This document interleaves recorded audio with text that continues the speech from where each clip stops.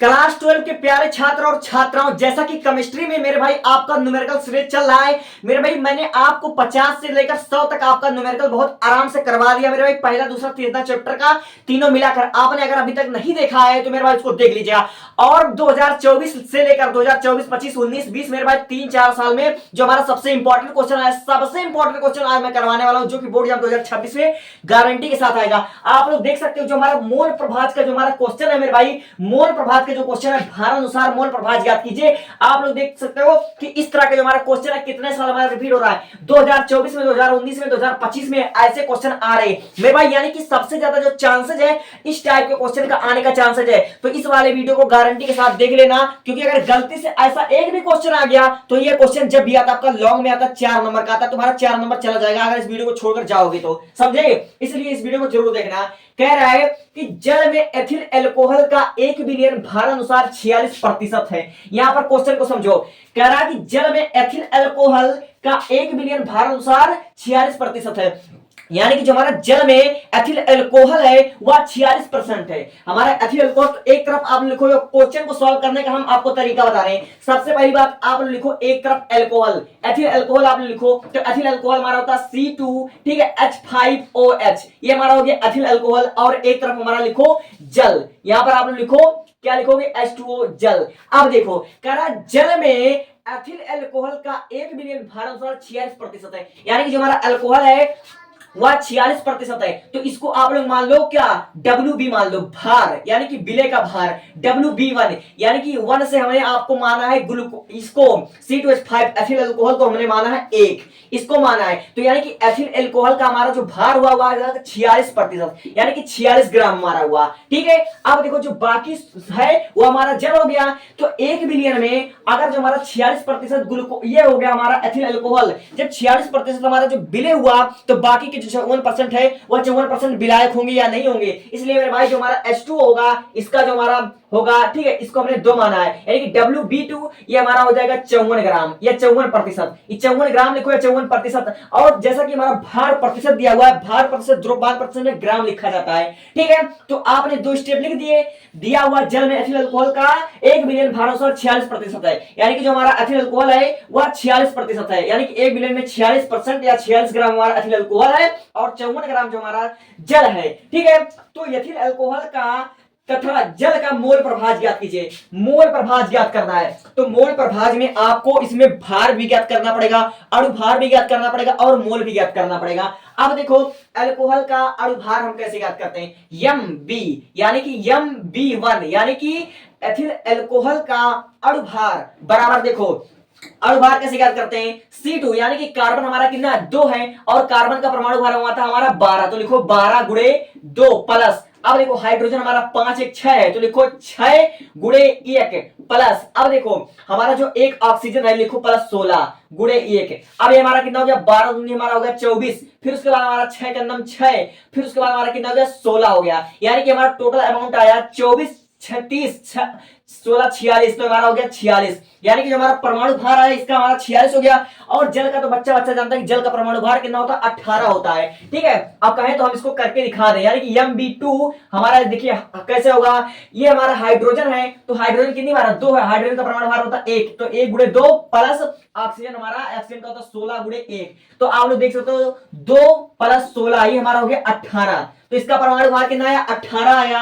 अब देखो परमाणु भार आ गया तो इसका हमको मोल भी ज्ञात करना पड़ेगा, तो आप लोग लिखो NB1, NB1 का मतलब हमारा क्या हुआ, यानी कि एथिल अल्कोहल का मोल, तो मोल बराबर हमारा क्या होता है, मोल बराबर हमारा तो भार बटे अणु भार, भार बटे अणु भार होता है, यानी कि W1 बटा M1। ठीक है, तो W1 हमारा कितना है, WB1 हमारा 46%, यहां पर लिखो 46, और फिर उसके बाद बटा M, यानी कि अणु भार हमारा कितना 46 बटा 46 हमारा, यानी कि आया 1, मोल हमारा 1 आ गया। अब देखो इसका भी मोल इसी प्रकार हमारा ज्ञात कर लो, तो इसका हमारा क्या हो जाएगा, इसका आप लिखोगे NB2 बराबर हमारा W अपान M, और भार कितना 54 है, तो यहां पर लिखो 54 बटा, अब देखो अणु भार कितना है हमारा 18 है, इसको आप लोग सॉल्व कर लीजिए। ठीक है, इसको आप लोग सॉल्व करेंगे तो देखो कितना आएगा, यहाँ पर हमको साइड में भाग करके करते हैं, बहुत से लोग क्या करते हैं भाग ही नहीं करते हैं। ठीक है, तो 18 × 54 आ गया सिंपल, यहां पर आ गया 18 तिया 54। अब देखो बिलियन में उपस्थित संपूर्ण घटक का मोल, अब देखो इसमें बिलियन में उपस्थित संपूर्ण घटक का मोल भी आपको ज्ञात करना पड़ेगा। ठीक है, तो यहां पर आप लिखो एन टी, एन टी मतलब होता है बिलियन का मोल, एन टी बराबर N one plus N two. ठीक है, तो एन वन एन टू कितना है, एन वन हमारा है एक, और फिर उसके बाद एन टू हमारा कितना है, ये है 3 बराबर हमारा आएगा 4।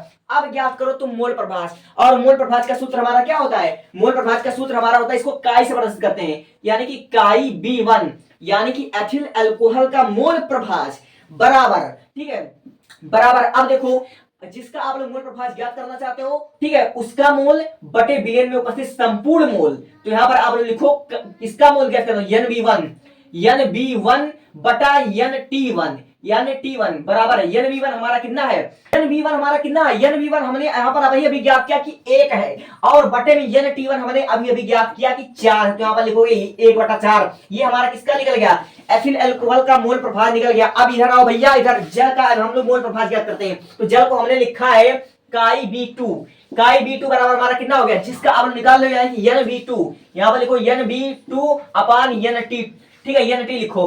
अब हमारा बार एन बी टू हमने निकाला है 3, और बट्टे में हमारा यहाँ पर एन टी है 4। अब मेरे भाई बताओ ये आपको समझ में आया या नहीं समझ में आया, आप लोग को समझ में आया या नहीं समझ में आया, अभी अभी कमेंट करो मेरे भाई।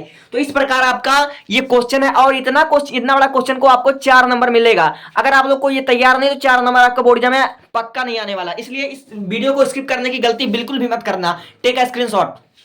अब सेम इसी प्रकार के दूसरे क्वेश्चन को देखिए जो कि गारंटी के साथ, और एनसीईआरटी एग्जांपल आपका 2026 में पक्का आ सकता है, एनसीईआरटी एग्जांपल ज्यादा आते हैं। देखिए कह रहा भारानुसार 30% ग्लिसरॉल की जलीय विलयन में ग्लिसरॉल का मोल प्रभाव ज्ञात करें। अब देखिए, अब मोल प्रभाव केवल ग्लिसरॉल का कह रहा है, कह रहा 30% ग्लिसरॉल की जलीय विलयन, यानी कि हमारा जो ग्लिसरॉल है वह 30% है, यानी कि हमारा वह विलय है। तो एक तरफ आप लोग क्या लिखोगे, एक तरफ आप लिखोगे ग्लिसरॉल, और यहाँ पर देख सकते हैं कि आप लोग कि ग्लिसरॉल का सूत्र भी हमको दिया हुआ है, यानी कि हमको ज्यादा मेहनत करने की जरूरत नहीं है। तो यहाँ पर लिखो ग्लिसरॉल C3H8, और फिर उसके बाद आपका हो जाएगा O3, यानी कि ग्लिसरॉल दिया हुआ और इसका भार दिया हुआ 30%, यानी कि हमारा इसका जो ग्लिसरॉल का भार दिया हुआ है वो हमारा 30% या 30 ग्राम आप लोग कह सकते हो, कुछ भी कहो। और दूसरी तरफ आप लिखो जलीय विलयन, तो यहाँ पर लिखो आप लोग H2O, और H2O हमारा कितना परसेंट हुआ, H2 हमारा होगा 70%, कितना होगा 70%। अरे भाई किसी विलयन में अगर हमारा जब 30% हमारा ग्लिसरॉल रहेगा तो बाकी 70% हमारा जल ही ना रहेगा, तो यहाँ पर आप लिखो WA, ए को हम जल से प्रदर्शित करते हैं, बराबर हमारा कितना हो जाएगा 70%, क्योंकि ए का मतलब होता है विलायक और बी का मतलब होता है विलय। ठीक है, तो यहाँ पर आप लिखो चाहे 70% लिखो चाहे 70 ग्राम लिखो, दोनों सही है। अब देखो कह रहा है कि इसका मोल प्रभाव ज्ञात करना है, तो मोल प्रभाव ज्ञात करने के लिए इसका अणुभार चाहिए, इसका मोल चाहिए, सब कुछ चाहिए। अब इसका अणुभार कैसे ज्ञात करोगे, तो यहाँ पर लिखो MB, यानी कि विलय का हमारा अणुभार बराबर, तो हमारा देख सकते हो कि कार्बन, और कार्बन का परमाणु भार होता है 12, और 12 गुणे 3 क्योंकि 3 बार है, और प्लस अब देखो हाइड्रोजन हमारा 8 बार है, 1 गुणे हमारा 8 हो जाएगा, प्लस अब देखो ऑक्सीजन का, यानी कि ऑक्सीजन का तो 16 3 48, यहाँ पर लिखो 16 गुणे 3, अब देखो 12 3 हमारा हो गया 36, और फिर उसके बाद हमारा हो गया 8 हो गया, और फिर उसके बाद देखो 16 8 48, 16 3 48 हमारा हो गया। अब इसको जोड़ लो, 8 8 16, और 16 6 हमारा 22 का 2 हासिल आया 2। अब उसके बाद देखो 4 3 7 2 92 हमारा आ गया, कितना 92 हमारा आ गया। ठीक है, 8 8 16 और 6 हमारा कितना हो गया 22 का 2 हासिल आया 2, और फिर उसके बाद 4 3 7 2 9 हमारा आ गया 92 मोल प्रभाव आ गया। और इसका आप लोग इसका अणुभार आ गया हमारा 92, और इसका अणुभार तो आप लोग अच्छे तरीके जानते हो कि इसका अणुभार 18 ही होगा, मेरा भाई ये कंफर्म है कि इसका 18 ही होगा। ठीक है, अब फिर उसके बाद देखो इसका मोल कैसे हम ज्ञात करेंगे, तो मोल बराबर कितना होता है भार बटा अणुभार, भार बटा अणुभार, तुम्हारा भार कितना दिया हुआ है, भार हमारा हुआ 30, और बटे हमारा कितना है 92, 30 बटे 92। अब इसको ज्ञात कर लो, किसका भाग हम साइड में कर देते हैं, यहाँ पर आप लोग देख सकते हो कि 30 और उसके बाद हमारा 92, तो यहाँ पर आप लोग जीरो दशमलव लगाओगे। ठीक है, तुम्हारा एक जीरो यहाँ पर बढ़ेगा। अब देखो कितनी बार जाएगा, 9 त्रिक 27, यानी कि 3 बार जाएगा, 9 त्रिक 27, यहाँ लिखोगे 270। अब बचा हमारा कितना 30 बचा, और फिर उसके बाद आप लोग एक जीरो और बढ़ा दोगे 300 हो जाएगा, यानी कि लगभग हमारा इतनी बार हमारा फिर जाएगा, तो यहाँ पर लिखोगे 270, फिर यहाँ पर 30 बचेगा, यानी कि 0.33 ऐसे समथिंग आ रहा है, 0.33 हमारा ऐसा आ रहा है। ठीक है, अब इधर देखो, अब हमारा इधर देखते हैं जरा कि इसका जो हमारा अणुभार नहीं का और इसका मोल हमारा कितना होगा। तो 70/18, 70/18, 70 हमारा क्या, 70 हमारा भार है और 18 हमारा अणुभार है। अब इसका भी एक बार कर लेते हैं 70 और फिर उसके बाद हमारा कर लेते हैं 18। अब देखो 18 तिया 54, 3 ही बार जाएगा, ठीक है। और फिर उसके बाद हमारा यहाँ पर कितना बचेगा 6 और फिर उसके बाद यहाँ पर बचेगा 16 और फिर उसके बाद यहाँ पर लगाओगे दशमलव, फिर बढ़ जाएगा यहाँ पर 0, आपका 8 बार जाएगा, ठीक है, 8 बार। तो 18 यहाँ पर हो जाएगा आपका 144, ठीक है। अब देखिए 10 में से 4 यहाँ पर आपका बचा 6 और फिर उसके बाद यहाँ बचा 5, 5 में से 1 है, फिर उसके बाद हमारा यही आ जा रहा है, यानी कि आपका फिर 8 ही बार जाएगा, ठीक है। 18 144 यानी कि 3.88 हमारा आ रहा है। तो यहाँ पर आप लोग कितना लिख दोगे, 3.88 इस प्रकार आपका हो जाएगा। अब फिर उसके बाद देखिए संपूर्ण विलयन के मोल यानी कि Nt बराबर जो हमारा हुआ वह N1 प्लस N2 इस प्रकार हमारा हो गया। अब 0.33 प्लस अब 3.88, ठीक है। इसको अगर आप लोग ऐड कर लेते हो तो हमारा देखिए बराबर कितना आता है, 8 3 11, ठीक है। 8 3 11 तो यहाँ पर आप लिखोगे 1, 8 3 11 का 1 तो हमारा हासिल है 1, तो 8 3 11 और 1 हमारा हो जाएगा 12। तो फिर उसके बाद हमारा बचा 1, फिर उसके बाद यहाँ पर हो गया 4 आपका हो जाएगा और यहाँ बीच में आप लोगों को लगा दो दशमलव, तो 4.21 हमारा आ गया। अब देखिए केवल हमको क्या पूछा है, ग्लिसरॉल का, केवल हमको ग्लिसरॉल का मोल प्रभाव हमसे पूछ रहा है। तो यहाँ पर आप लोग लिखोगे Chi1, ठीक है, Chi1 और Chi1 से आप लोग ग्लिसरॉल को मान लीजिए, इसको जल को 2 से मान लीजिए, ठीक है। तो यहाँ पर आप लोग लिखोगे कि ग्लिसरॉल का यानी कि ग्लिसरॉल N1 बटे Nt और जो हमारा ग्लिसरॉल का मोल हुआ यहाँ पर आपका हो गया 0.33, ठीक है, अपान 4 दशमलव, ठीक है, 4.21। अब दशमलव से दशमलव आपका कट जाएगा, फिर उसके बाद आप लोग इसका भाग यहाँ पर कर सकते हो, ठीक है। यहाँ पर हम आपको इसका भाग करके दिखा देते हैं। यहाँ पर आपको 33 और फिर उसके बाद आपका हो जाएगा 421, यहाँ पर आपका हो गया 421। अगर आप लोग यहाँ पर दशमलव बढ़ाते हो तो 1 0 आएगा, लेकिन फिर भी नहीं जाएगा, तो यहाँ पर आप लोग लिखो 0। अब यहाँ पर हो गया 3300। अब इसको अगर आप लोग भाग करते हो तो 400 का पढ़ना आप पढ़िए कि 3300 का ज्यादा ना हो। अगर आप लोग इसको 8 से काटें, ठीक है, 8 से अगर आप लोग काटते हो तो 421, यह आपका हो जाएगा 400 यानी कि इसका हो जाएगा 3200, ठीक है, 3200 हो जाएगा। और इसका 21 चौका आपका होता है 84, ठीक है, 3284 आपका इस प्रकार हो जाएगा। तो यहाँ पर आपका बचेगा 6 और फिर उसके बाद यहाँ पर बचेगा 1 और फिर उसके बाद यहाँ पर 2 2 कैंसिल हो जाएगा।